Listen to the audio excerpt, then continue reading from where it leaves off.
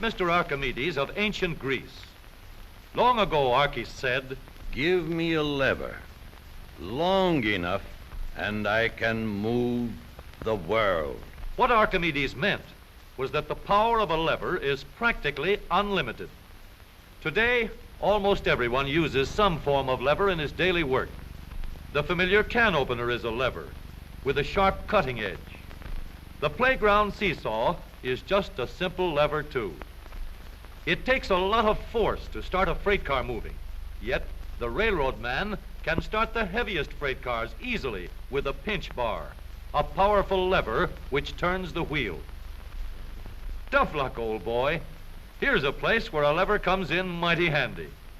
Let's take the simplest kind of lever, a rigid bar working on a fixed support called a fulcrum. One end of this lever is twice as long as the other. Let's put a 10-pound weight on this end, and now we'll put half as much weight on this end. 5 pounds, balance 10. If we have 25 pounds to lift, we just use a longer lever. The 5 pounds will now balance 5 times as much. Let's raise the lever in the air, change its shape a little, and we have a crank. Or we can add a second lever and have a double crank. Now the short arm moves 1/4 the distance, but we get 4 times the force. If we want continuous motion, we need more arms. Now we have levers that turn. The larger paddle wheel makes fewer turns, but it delivers more force. A paddle wheel is nothing but a never-ending series of levers. We can make the wheels stronger and lessen friction where the wheels touch each other by rounding off the edges and shaping them into teeth that will slide in and out smoothly. Now, the power flows smoothly and continuously through spinning leverage of gear wheels. Gears are made in many kinds and many sizes. Little gears, big gears, worm gears, bevel gears, and even lopsided gears.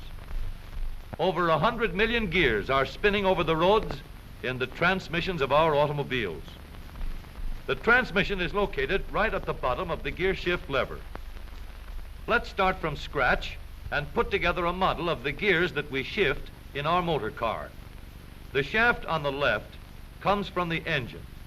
The shaft on the right carries the power back to the rear wheels. To connect these two with gears, we'll need another shaft, known as a counter shaft. These two gears carry the power from the engine shaft to the counter shaft and are always connected or in mesh. This gear on the drive shaft going to the wheels is free to turn around the shaft.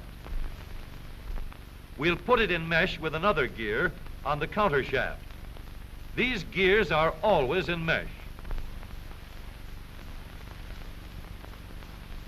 and keep turning while the engine is running.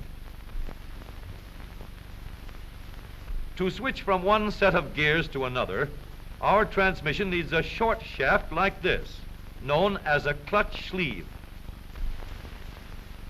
It cannot turn on the drive shaft, but it is free to slide back and forth.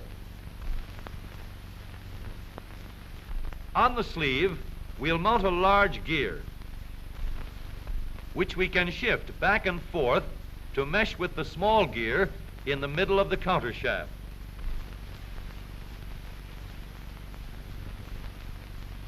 We are now in neutral.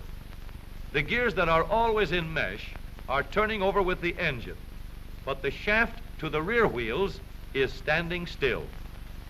A 3,000-pound automobile takes a lot of force to start. So in low speed, we get the greatest leverage by letting the smallest gear on the counter shaft turn the largest gear on the drive shaft. The engine on this model is running at a constant speed of 90 revolutions a minute. With low gears in mesh, the rear wheel is turning at 30 revolutions a minute, about a third the speed of the engine, but with 3 times the force. The power is going through these gears in the transmission.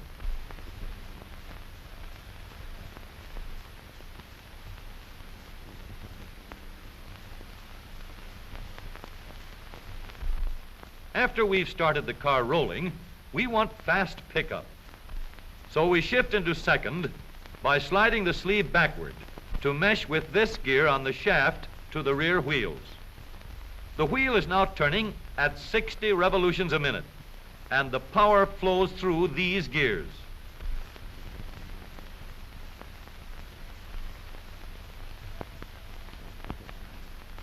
For higher speeds, we let the power go directly to the rear wheels.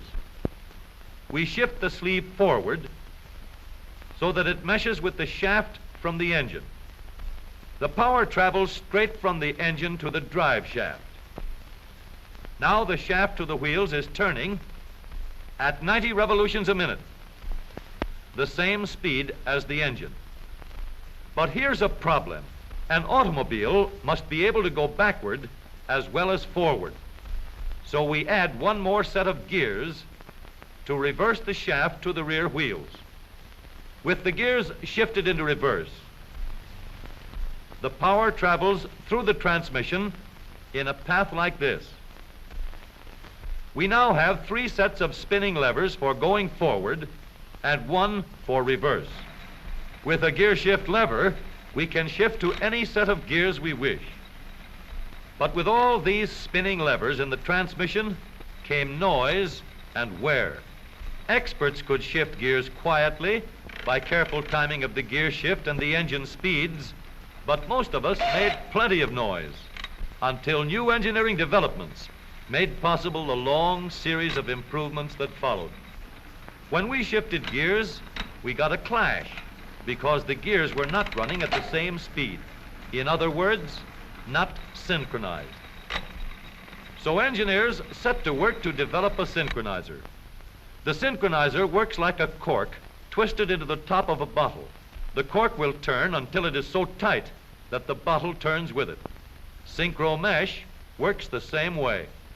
When we shift into second or high, the synchronizer brings the gears to the same speed before they come together. The drums won't let the gears shift unless they are turning at the same speed. When the gears come together, there is no clash, and the shift is made quietly and easily. In the transmission of the up-to-date automobile, we have a powerful low gear to give us a strong spinning leverage in starting. A fast-turning motor must set the weight of the car in motion.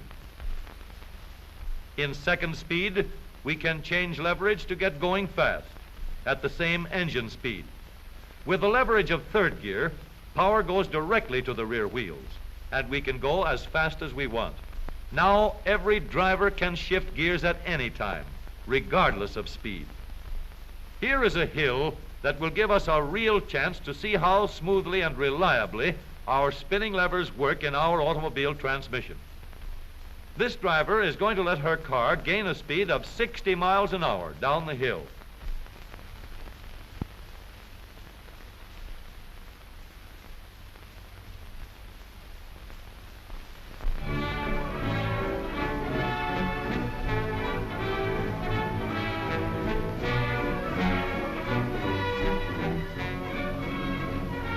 Then she will shift into second speed and bring her car easily and safely under control before it reaches the bottom of the hill.